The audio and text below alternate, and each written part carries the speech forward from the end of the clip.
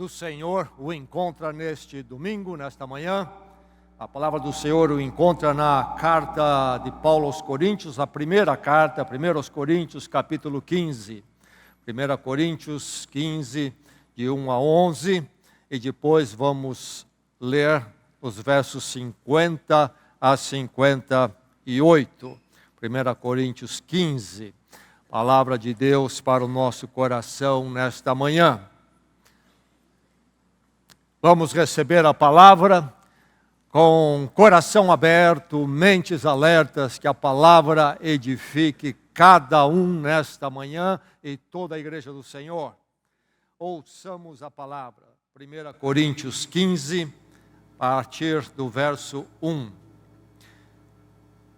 Irmãos, quero lembrar-lhes o evangelho que lhes preguei, o qual vocês receberam e no qual estão firmes. Por meio deste evangelho vocês são salvos, desde que se apeguem firmemente à palavra que lhes preguei. Caso contrário, vocês têm crido em vão. Pois o que primeiramente lhes transmiti foi que recebi que Cristo morreu pelos nossos pecados, segundo as Escrituras. Foi sepultado e ressuscitou no terceiro dia, segundo as Escrituras. E apareceu a Pedro e depois aos 12. Depois disso apareceu a mais de 500 irmãos de uma só vez, a maioria dos quais ainda vive, embora alguns já tenham adormecido. Depois apareceu a Tiago e então a todos os apóstolos. Depois destes, apareceu também a mim, como um que nasceu fora do tempo. Pois sou o menor dos apóstolos e nem sequer mereço ser chamado apóstolo, porque persegui a igreja de Deus. Mas, pela graça de Deus, sou o que sou, e sua graça para comigo não foi inútil. Antes, trabalhei mais do que todos eles. Contudo, não eu, mas a graça de Deus comigo. Portanto, quer tenha sido eu, quer tenha sido eles, é isto que pregamos e é isto que vocês creram. Verso 50. Irmãos, eu lhes declaro que carne e sangue não podem herdar o reino de Deus, nem o que é perecível pode herdar o imperecível. Eis que eu lhes digo um mistério. Nem todos dormiremos, mas todos seremos transformados. Num momento, num abrir e fechar de olhos, ao som da última trombeta, pois a trombeta soará, os mortos ressuscitarão incorruptíveis e nós seremos transformados. Pois é necessário que aquilo que é corruptível se revista de incorruptibilidade e aquilo que é mortal se revista de imortalidade. Quando, porém, o que é corruptível se revestir de incorruptibilidade, e o que é mortal de imortalidade, então se cumprirá a palavra que está escrita: a morte foi destruída pela vitória. Onde está, ó morte, a sua vitória? Onde está, ó morte, o seu aguilhão? O aguilhão da morte é o pecado e a força do pecado é a lei. Mas graças a Deus, que nos dá a vitória por meio de nosso Senhor Jesus Cristo. Portanto, meus amados irmãos, mantenham-se firmes e que nada os abale.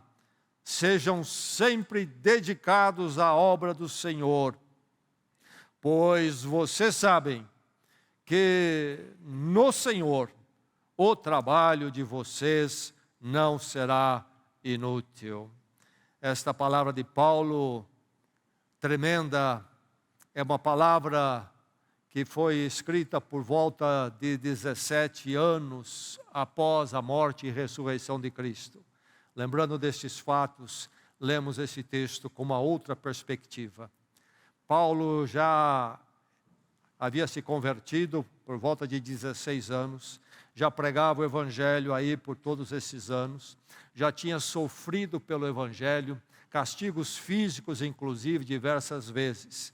E é deste momento, deste ponto da sua vida, é que ele escreve esta carta à igreja de Corinto, lá na Grécia, e escreve da cidade de Éfeso, na antiga Ásia Menor, hoje Turquia.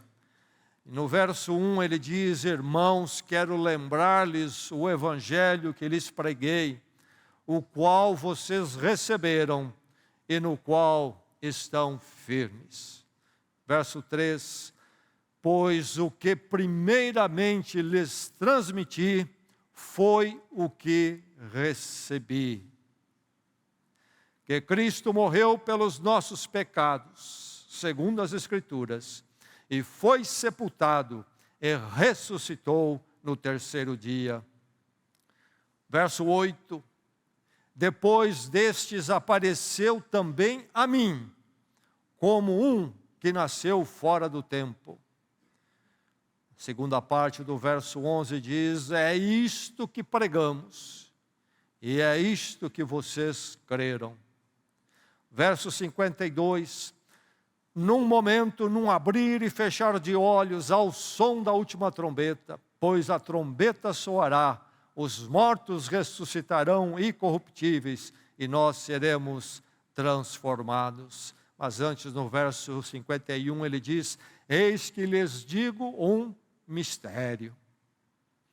E finalmente, no verso 58, ele vai dizer: portanto, meus amados irmãos, mantenham-se firmes e que nada os abale. Sejam sempre dedicados à obra do Senhor, pois vocês sabem que no Senhor, o trabalho de vocês não será inútil. Aos nossos ouvidos chegou mais uma vez a palavra do Senhor. Tomando banho nesta manhã, como sempre faço todas as manhãs, mais uma vez, nesse domingo de Páscoa, surge no meu pensamento, como é comum surgir nos domingos de Páscoa pela manhã quando estou tomando banho. Que pensamento foi este? Uma pergunta. Lá debaixo do chuveiro. E se Cristo não ressuscitou? E se Cristo não ressuscitou?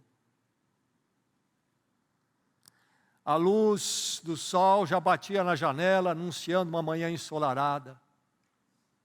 Uma manhã que me faz lembrar da ressurreição de Cristo. Creio que quando Cristo ressurgiu, foi numa manhã ensolarada, assim eu creio, as Escrituras não descrevem. E o sol brilha, e como se fosse a luz da ressurreição de Cristo, brilhando sobre nós.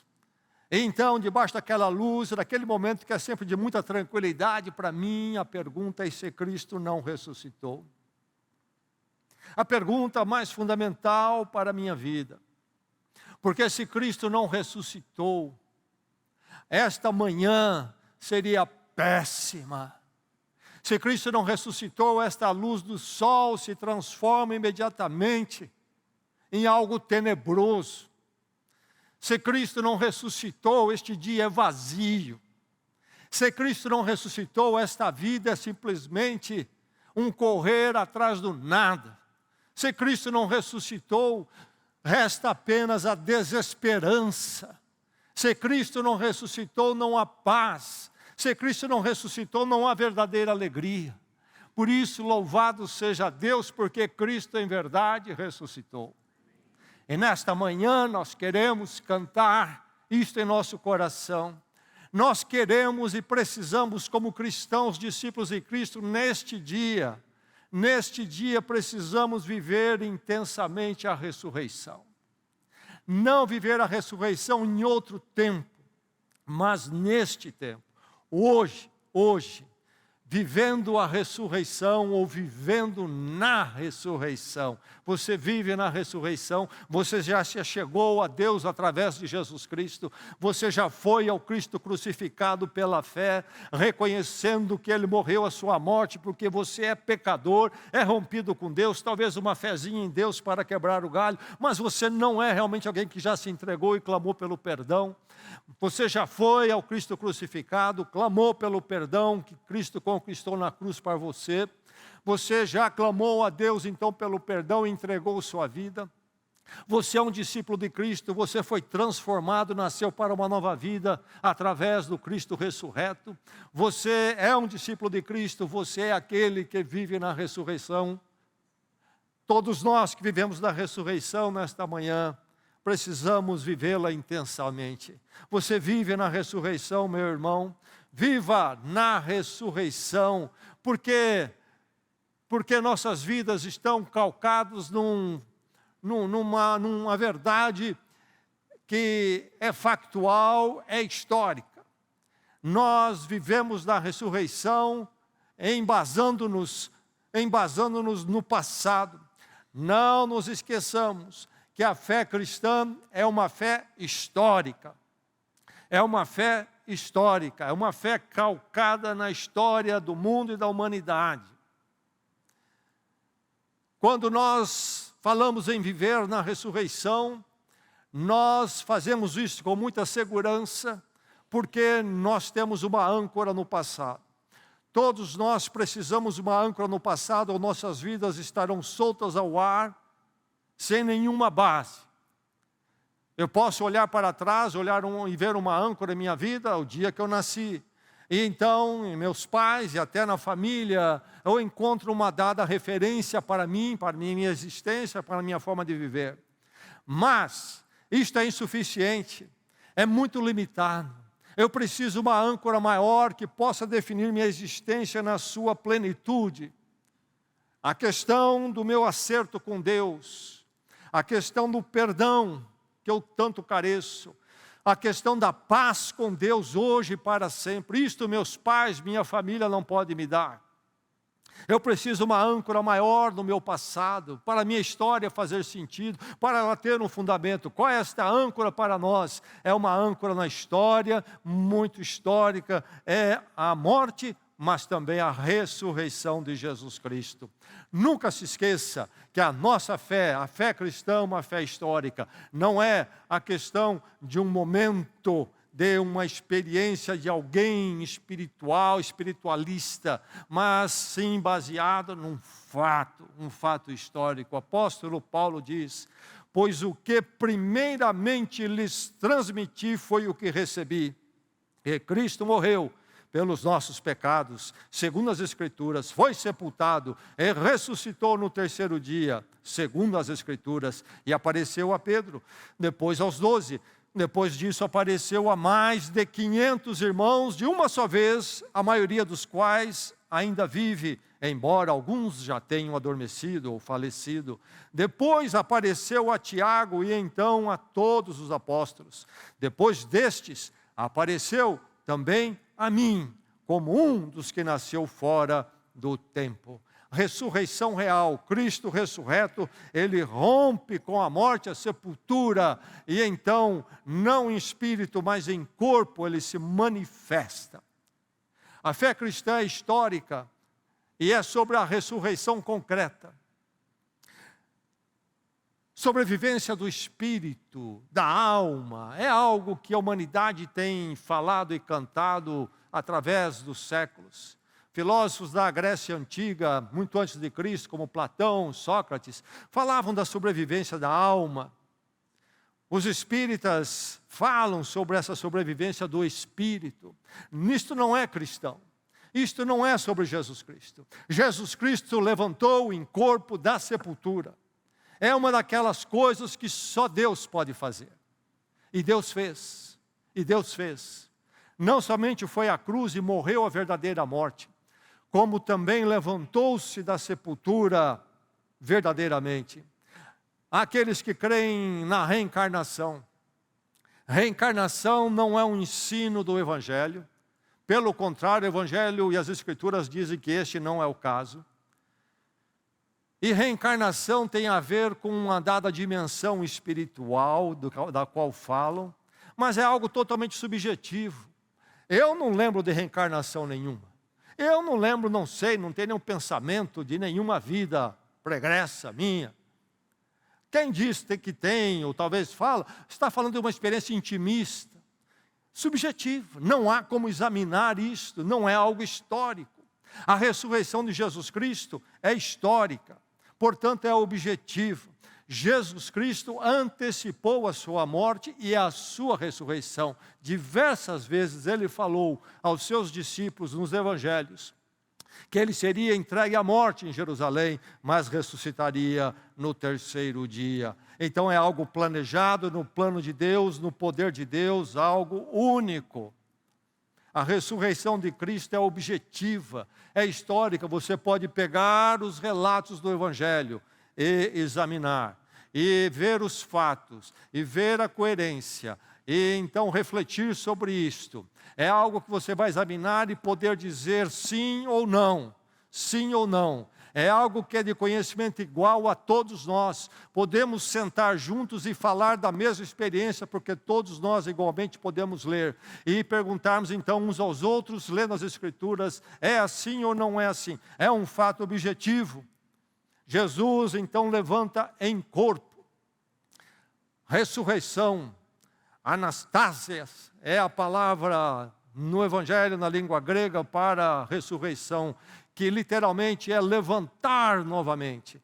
Levantar novamente. Jesus não ressuscitou em espírito, mas em corpo, em corpo.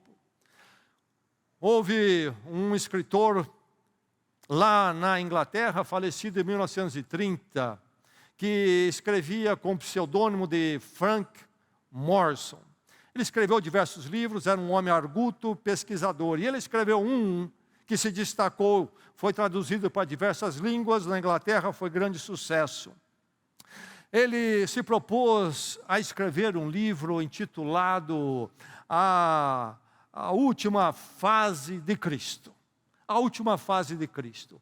E ele, escritor e pesquisador profundo, começou a pesquisar então a vida de Jesus Cristo, particularmente a ressurreição. Estava muito interessado na questão da ressurreição. E pesquisou para escrever o livro A Última Fase de Cristo. E ele escreveu o livro, mas o título foi mudado. O título novo foi este: Quem moveu a pedra? Quem moveu a pedra? De cético, ele se torna um crente a partir do momento que ele examina o relato objetivo das Escrituras. O problema é que a maioria se posiciona em relação à ressurreição de Cristo sem nunca ter feito um exame profundo dos relatos bíblicos. E a maioria, inclusive, nega a ressurreição ou duvida, sem nunca ter feito um exame profundo dos relatos da ressurreição de Jesus Cristo. Recentemente passei por uma experiência difícil, como a maioria aqui sabe. E lá estava eu com infarto na mesa no hospital, poucas semanas atrás. E veio o médico especialista, então, trazer uma possível solução. Ele adentrou a sala e nós começamos a conversar. Lá estou eu, em vida, mas a poucos passos da morte. Do que é que você fala nessa hora? Eu e ele começamos a conversar. Falei de Cristo, falamos de Cristo. E ele me disse que tinha assistido um filme que tinha impactado muito ele, cujo título é O Caso de Cristo. E aí, então, eu informei que este filme, na verdade, é baseado num livro, com o mesmo título, O Caso de Cristo. Temos em português, vale a pena ler, leia este livro. Quer fazer um exame profundo? Eis aí um exemplo, um bom início, um bom início. Este livro que foi escrito e que se tornou filme, foi escrito por Lee Strobel. Lee Strobel, ainda vivo, é um jornalista, tem sido jornalista há décadas, investigativo, nos Estados Unidos. E um homem renovado nessa atividade dele, reconhecido. Era cético, a esposa crente. E ele então se dispôs a fazer uma pesquisa, como na sua técnica investigativa, jornalística, sobre essa questão da existência de Cristo, particularmente a ressurreição. Cético. E quando ele termina a sua pesquisa, ele é um crente. E aí então surge o livro dele, O Caso de Cristo.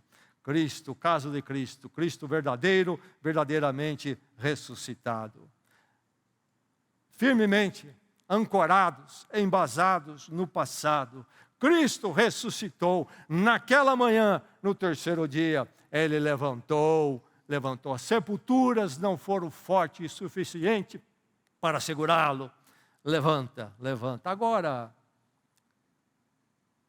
esse negócio de ressurreição naquele pessoalzinho daqueles dias, sabe, muitos séculos atrás, as pessoas eram muito simples, não tinham ciência dos nossos dias.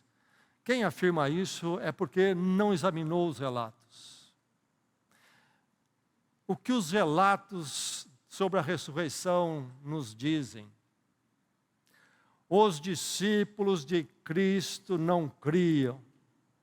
Duvidavam, é o termo que aparece toda hora no relato, cada manifestação de Jesus. No último capítulo do Evangelho de Mateus, quando Jesus aparece da forma derradeira, e ele vai dar a grande comissão, ir por todo mundo, pregar o Evangelho a toda criatura, batizando-os em nome do Pai, do Filho e do Espírito Santo. Diz que ali o texto, ali naquela derradeira, que ele apareceu, muitos o glorificaram, mas muitos duvidaram, mesmo ali depois de todas as manifestações de Jesus. A todo momento há dúvida. As mulheres vão ao túmulo e ficam ainda sem entender o que está acontecendo ao ver o túmulo vazio. Quem diz que é coisa de incrédulos e ignorantes do passado, não leu os relatos. Deixe-me dizer que morto fica na sepultura hoje e tem ficado na sepultura nos séculos, mesmo no tempo deles. Crer na ressurreição era contrário a toda a naturalidade das coisas. Como crer nisto? Tinha que ser algo realmente tremendo. Mas vamos encontrar que esses discípulos são transformados e ainda se tornam crentes, crendo em Cristo não só na morte, mas na ressurreição, e saem para proclamar esse Evangelho, e isso se espalha pelo mundo. Mas há aqueles que argumentam, essa narrativa da ressurreição foi a invenção, alguém quis formar uma religião, alguém quis formar uma ideia, interessava a algum grupo isso, enfim, por razões seja quais forem, é uma criatividade, ou talvez foi um sonho, aí um desejo desse pessoal, foi uma invenção.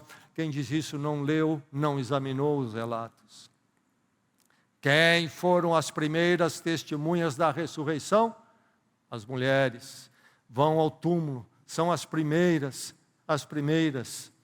e lá vem o túmulo vazio, e recebem uma informação de anjos, mas mesmo assim, ficam ali sem entender bem as coisas. Mas deixe-me dizer o seguinte, neste século, quando Jesus morre, na cultura judaica, as mulheres não tinham nenhuma credibilidade como testemunha. Isso nós encontramos nos escritos dos rabinos, não nas escrituras, mas nos escritos rabínicos. Jamais alguém levaria no tribunal uma mulher como testemunha. Era considerada testemunha fraca.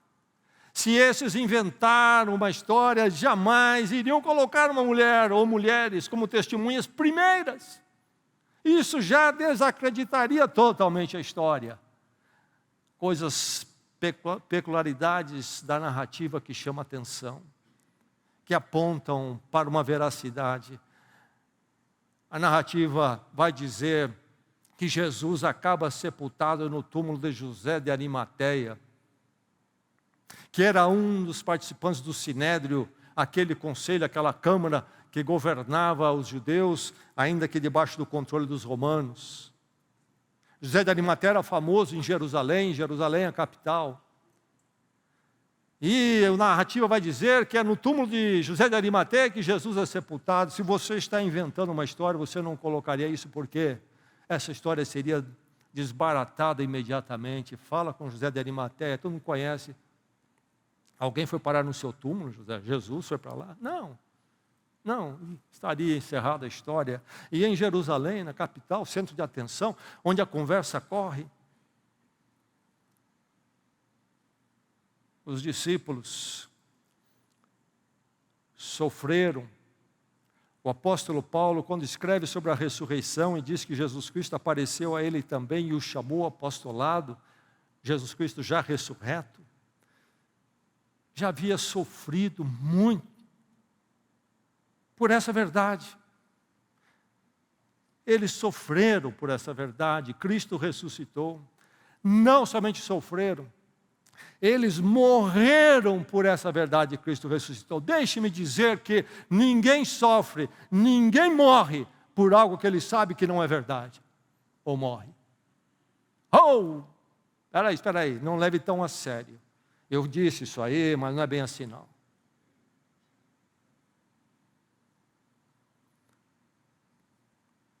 Mas e o corpo de Cristo?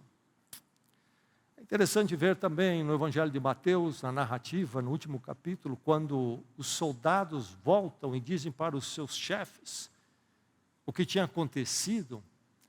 Eles recebem dinheiro, um suborno, e são instruídos a dizer: olha, os discípulos foram lá e roubaram o corpo de Jesus. Ora, o túmulo foi lacrado, como era designado pela instrução legal.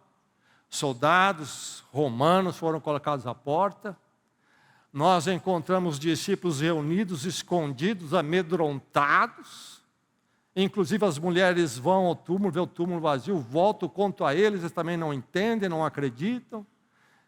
Como se eles fossem um exército valente, fossem lá, desbaratasse a guarda romana e rolasse a pedra romana. Não.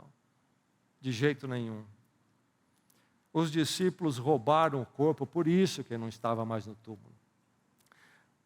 Mas ninguém morre por um corpo que ele roubou ou morre.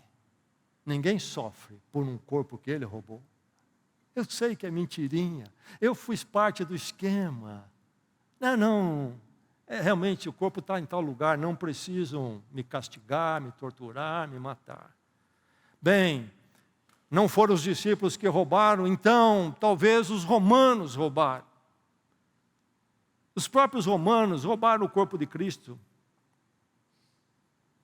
Ou talvez os líderes judeus roubaram o corpo de Cristo.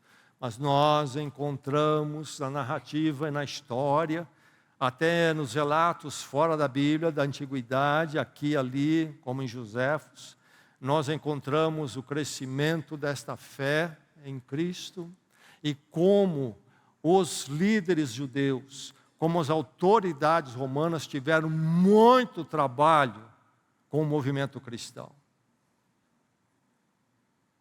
Seria muito fácil para os romanos e os líderes judaicos terminarem com aquele movimento. Traga o corpo que nós roubamos, mostra a todo mundo, vamos desbaratar essa história, essa pregação. Não, tiveram que subornar os soldados para que dissessem que o corpo foi roubado pelos discípulos. A verdade é que a morte e ressurreição de Cristo é o fato mais bem documentado da antiguidade. Você já deve ter ouvido muitos relatos sobre a antiguidade, sobre pensadores, dados históricos. Nenhum fato da antiguidade é tão bem documentado como a morte e ressurreição de Cristo. 4 evangelhos, 4 testemunhos independentes, escritos como de Paulo, e até Pedro mesmo vai falar da ressurreição de Jesus. É isto espalhado em milhares de manuscritos, algo que não acontece com nenhum outro relato de fatos da antiguidade, políticos, militares, ou seja qual for. É o fato mais bem documentado. E aqui estamos nós hoje num dia que se chama domingo. E nos reunimos todos os domingos. E à volta do mundo só Deus sabe quantos se reuniram nesse dia, porque ele é domingo. Só Deus sabe quantos à volta do mundo em 2000 séculos se reuniram em todos os domingos. O que é domingo? É a palavra que é nos dada do latim, que quer dizer o quê? Dia do Senhor. É isto que quer dizer domingo. Dia do Senhor. Aliás, é bom você se lembrar disso, meu irmão. Veja o que você faz com o domingo. Nós ainda temos um privilégio do domingo ter entrado para a história com tal poder que nos é dado como um dia de folga. Um dia, então, que para nós, não para o mundo, que perdeu qualquer identidade do domingo, mas para nós, é o dia do Senhor, é o nosso dia litúrgico como igreja, para celebrarmos o nosso Salvador ressurreto eternamente. Veja bem como você administra esse dia litúrgico da igreja desde o primeiro século. Mas o fato é que o impacto da ressurreição de Cristo é tal que até hoje está aí o domingo, um monumento dizendo Ele ressuscitou. Como pôde, lá naquele canto do Império Romano, num povo pequeno, cidade nada tão importante dentro do grande império, chamada Jerusalém, um homem que não tinha nenhum exército, que não formou nada de importante diante dos seres humanos, morreu numa cruz como um criminoso, e aí diz que ressuscitou. Como que pôde ele colocar um domingo sobre toda a humanidade, praticamente, ou a maior parte da humanidade? Algo muito vivo, o poder de Deus se movendo. Enfim, meu irmão, viva na ressurreição, embasando-se no passado, mas por causa do passado embasado, nós vivemos na ressurreição, considerando o futuro, porque a palavra vai dizer que nós temos em Cristo a nossa ressurreição, e louvado seja Deus por isto. Há um pintor muito famoso da escola, da linha impressionista, chamado Gauguin, francês, pintava muito bem. E há uma pintura dele em particular que chama a atenção, está exposta no museu lá na cidade de Boston, nos Estados Unidos. Ele viveu morreu ali no fim do século XIX, e ele nos seus últimos anos foi para o Tahiti, lá naquelas ilhas, Pacífico, e lá ficou pintando. Ele perde a sua filha, que falece, e ele entra numa depressão muito grande, e começa a pensar em suicídio. E nesse momento ele pinta um quadro com diversas cenas dos nativos e nativas ali, fazendo coisas diferentes, no fundo até um deus nativo ali, uma estátua. E no canto da pintura ele escreve em francês 3 frases. Diante daquela variedade das atividades humanas, envolvendo religião e coisas do dia a dia, alguns prazeres, 3 frases. De onde viemos? Quem somos nós? Para onde nós vamos? 3 frases. Ninguém começou a viver ainda, até que responda essas 3 frases, e numa forma em que as respostas sejam coerentes. E vamos focar na última. Para onde nós vamos? Está passando, não está passando? Não está passando? E eu estou chegando numa idade que eu sinto que está passando muito rápido. Para onde? Essa corrida tem prêmio no final, ou é um buraco onde todos nós caímos? Porque ninguém começou a viver enquanto não responder? Porque não encontrou o sentido da vida ainda e está se envolvendo com agora em paliativos. Para onde nós vamos? As afirmativas de Jesus antes da sua morte são tremendas. Vou ler apenas uma, vou citar apenas uma. Evangelho de João, quando Jesus vai ao encontro do seu amigo morto, Lázaro. E lá no meio daquele momento, nos versos 25 e 26, em João 11, Jesus diz o quê? Disse-lhes Jesus: eu sou a ressurreição e a vida. Aquele que crê em mim, ainda que morra, viverá. E quem vive e crê em mim não morrerá eternamente. Você crê nisto? Oh, que pergunta de Jesus que bate fundo no coração. Você crê nisto? Você pode responder, talvez, não creio. O que sobra para você? O que sobra para você? Talvez você diga, eu não preciso responder. Precisa sim. Porque se for a resposta, que Jesus é a ressurreição, e você não crê, não responde, sua situação é a pior possível. Mas o fato é que Jesus falou da ressurreição de uma forma chocante. Imaginou um de nós se levantar aqui nesta manhã e dizer, eu sou a ressurreição. Quem crer em mim não morrerá, mas terá vida. Nós diríamos o quê? Senta, cala a boca, não ouçam esse. E ficou desvairado. Está alucinado. Ou se diz isto e se é, ou se diz isto e se trata de uma loucura. É Jesus um louco, ou ele é quem ele é? Quando Jesus fala em ressurreição, e ele fala também da sua, Jesus faz de forma categórica, com convicção, como quem sabe o que está falando. Ele fala antes e não depois. O apóstolo Paulo vai cantar, no verso 52 do nosso texto, num momento, num abrir e fechar de olhos, a trombeta soará, e os mortos ressuscitarão incorruptíveis, e nós seremos transformados. Há muito o que dizer aqui, a Bíblia fala sobre muito, e muito diz o apóstolo Paulo aqui, é um mistério, porque se trata de um momento e experiências que extrapolam tudo aquilo que nós conhecemos agora. É algo novo que Deus vai fazer. Mas aí está, a trombeta soará, os mortos ressuscitarão. Que maravilha! Nós vivemos hoje na ressurreição, embasados no passado e considerando um futuro. Há uma ressurreição à frente. Para onde nós vamos? Perguntou o pintor Gauguin. Eu sei para onde vou. Eu sei para onde vou. No momento, a trombeta soará, os mortos ressuscitarão incorruptíveis. Jesus disse, eu sou a ressurreição e a vida.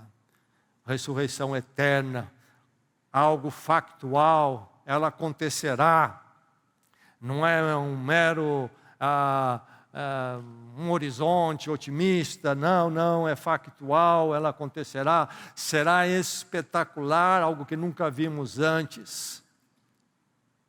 Será a mais sublime experiência que podemos ter, não é verdade?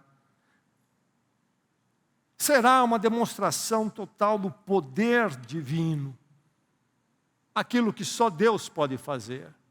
Não procure na medicina uma forma de poder explicar a ressurreição dentro da fé cristã, a ressurreição de Cristo. Não há explicação. O que a medicina vai nos dizer é verdade, morreu mesmo. E ponto final. E isso é verdade.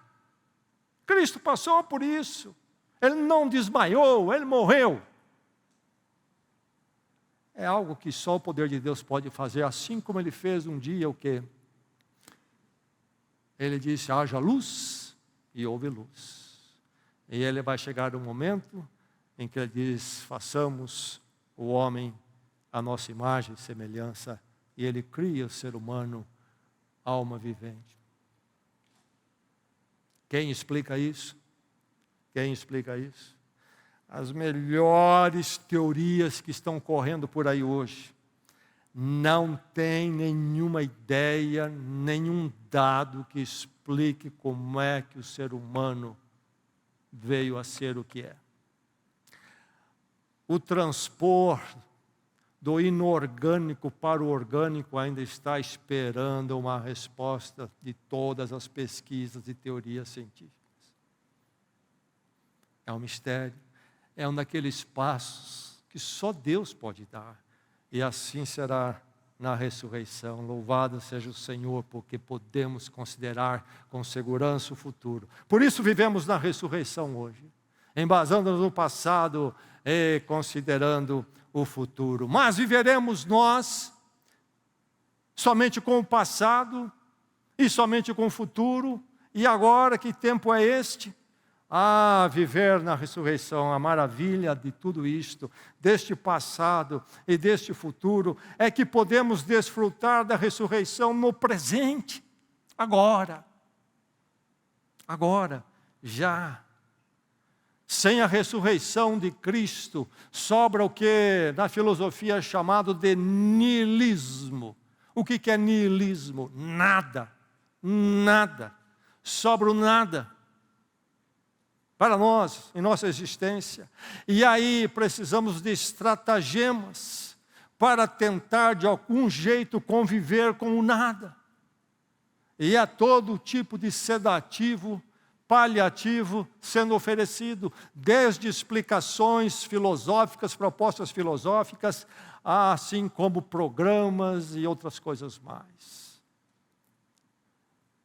E uma das coisas que me chama a atenção são os estratagemas mais baratos e desonestos do ser humano para com ele mesmo.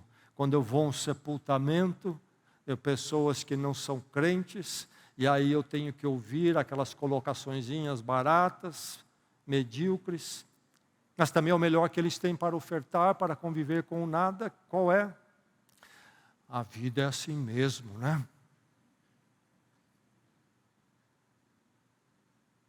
A vida é assim mesmo. Fazer o quê, né? Como se isso resolvesse o problema. Atrás dessas colocaçõezinhas está uma dor e um vazio tremendo, que se parar para refletir de verdade e não ficar na fuga, será difícil conviver e viver. Para onde nós vamos? Alguém resolveu parar com estratagemas e fez a pergunta. Foi honesto consigo mesmo.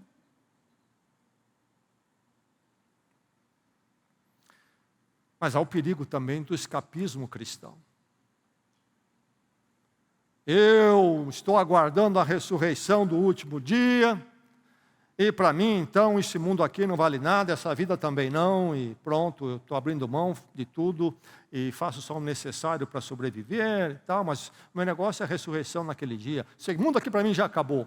Escapismo cristão. A ressurreição de Cristo em nós jamais deve nos levar ao escapismo. Pelo contrário, a ressurreição de Cristo, embasada no passado e certa no futuro, deve nos remeter a viver intensamente hoje, porque nós estamos na ressurreição.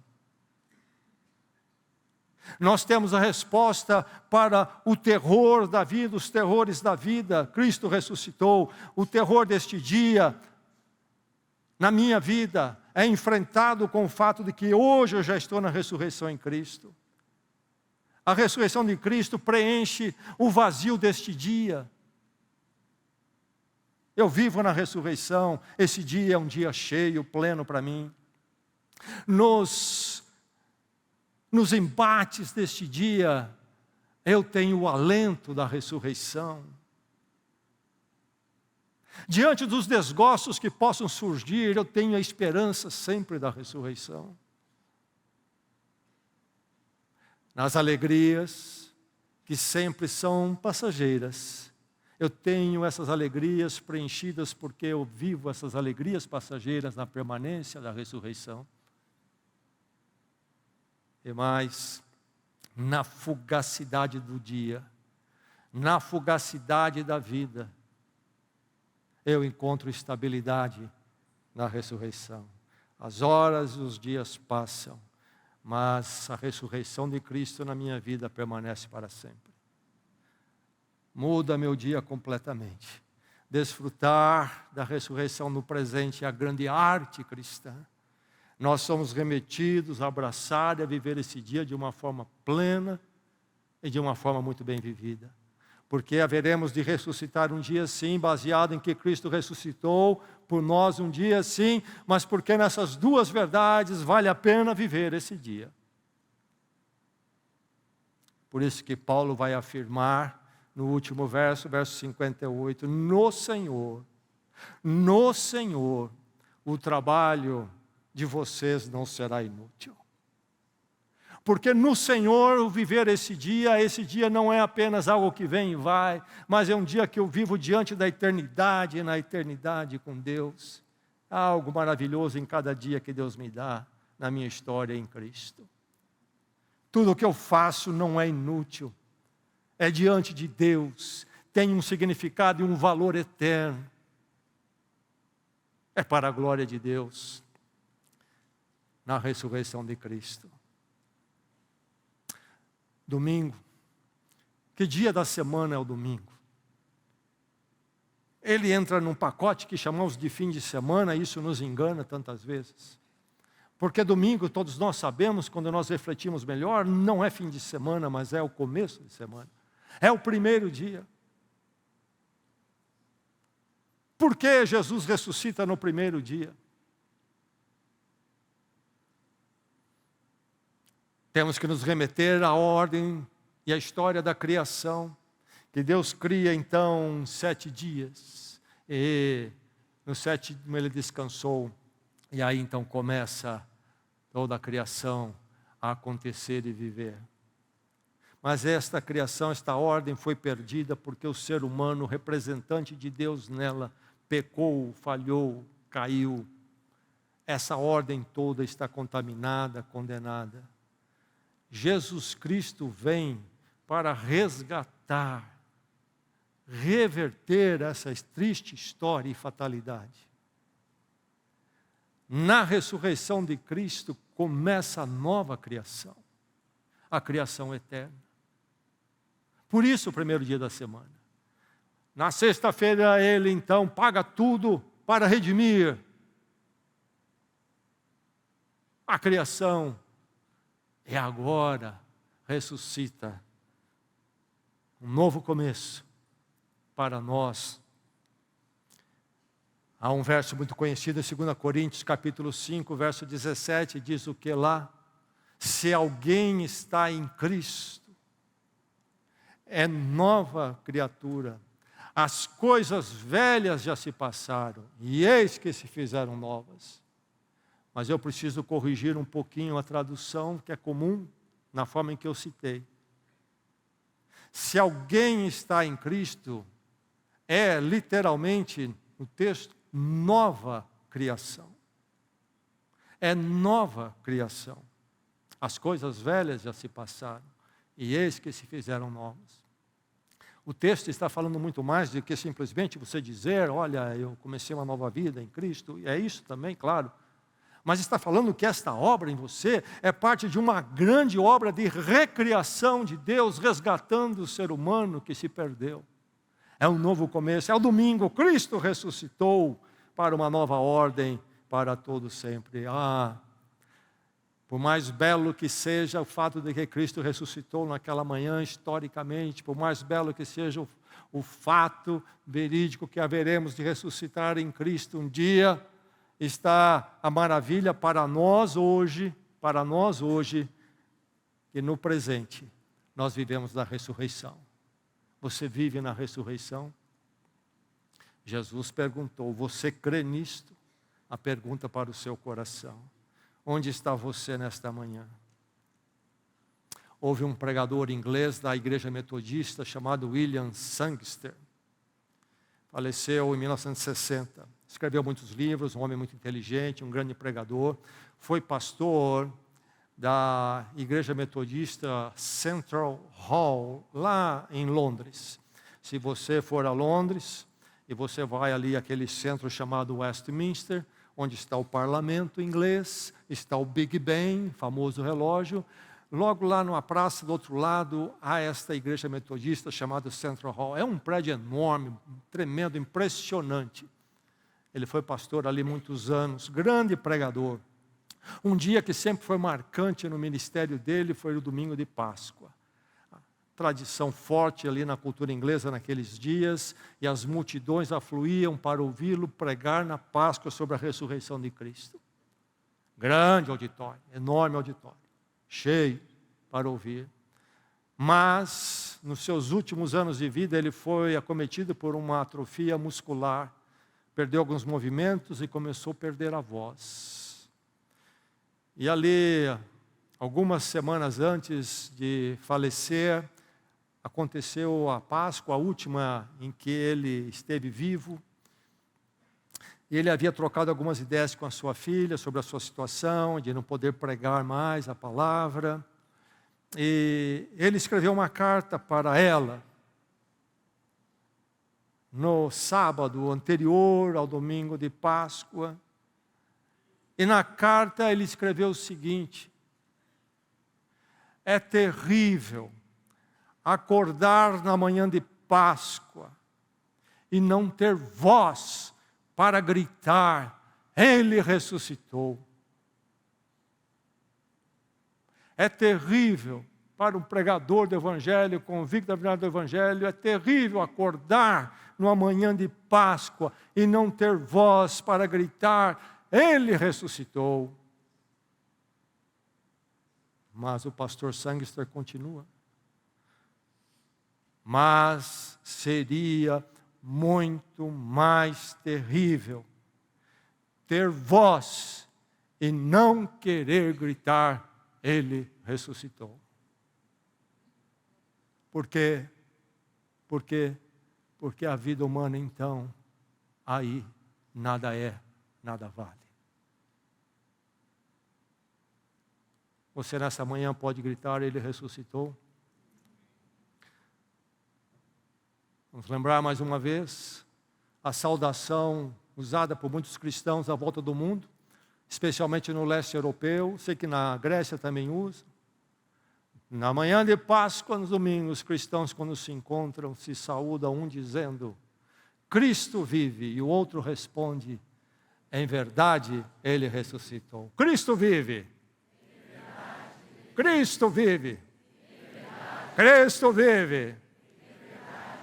Vamos orar na presença do Senhor.